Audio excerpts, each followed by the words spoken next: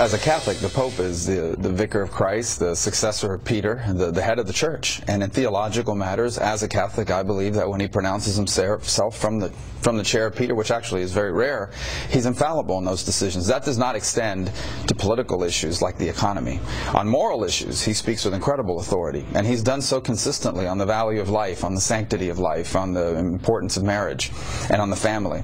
On economic issues, the Pope is a person, and the head of state, the head of the Vatican, and he has opinions about economics. I see in the Pope's comments a fundamental misunderstanding about the difference between free enterprise and corporatism.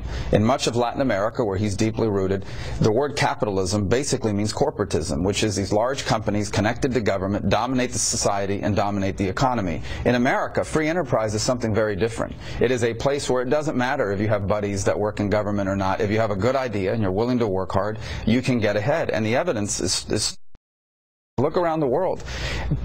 Poor people do better in open societies with free enterprise than they do in societies where government dominates the economy. And so I have a difference of opinion with him on economic models. We have the same goal of providing more prosperity and upward mobility. I just honestly believe free enterprise is a better way of doing it. And his encyclical on climate change? Well, the Pope is, what he's asking us to do is be good stewards of the earth, and I understand that. Again, it goes back to how's the best way to do that. I don't believe these big government mandates that some on the left are pushing for will achieve it. On the contrary, I think it will actually set us back and make people poorer.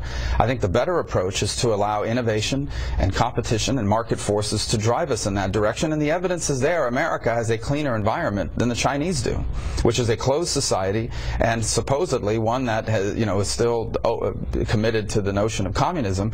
And in other parts of the world where the environment is very dirty, you'll notice that governments dominate those economies as well. With your history with Cuba, all that you've said about Cuban policy, were you disappointed he didn't meet with dissidents? Sure. I mean, look, I haven't talked to the Pope or anybody at the Vatican about why they chose to do that. I know that the Church has worked very hard to create more space within Cuban society to operate. They now have been able to open a seminary. They've now been able to open some churches. Cuba was officially an atheist government up until the early 1990s, so there's been more space for the Church to operate, and maybe they decided not to endanger that. But I am disappointed because there are people in Cuba that are fighting very hard and working very hard for more liberties, more freedoms, including religious liberties, and they were basically ignored, and I'm disappointed. I'm not going to attack the Pope over it, but I'm disappointed. Now, they claim the Pope called them, said he wanted to meet with them, and it was Cuban authorities who impeded that from happening. And ultimately, I think it was an opportunity for the world to see the true nature of this regime. They're not going to change a bit when it comes to freedom. Hey, it's Marco Rubio. Thanks for watching. Make sure to click below to subscribe to my YouTube channel so you can get our campaign's latest videos. Go ahead, I'll wait.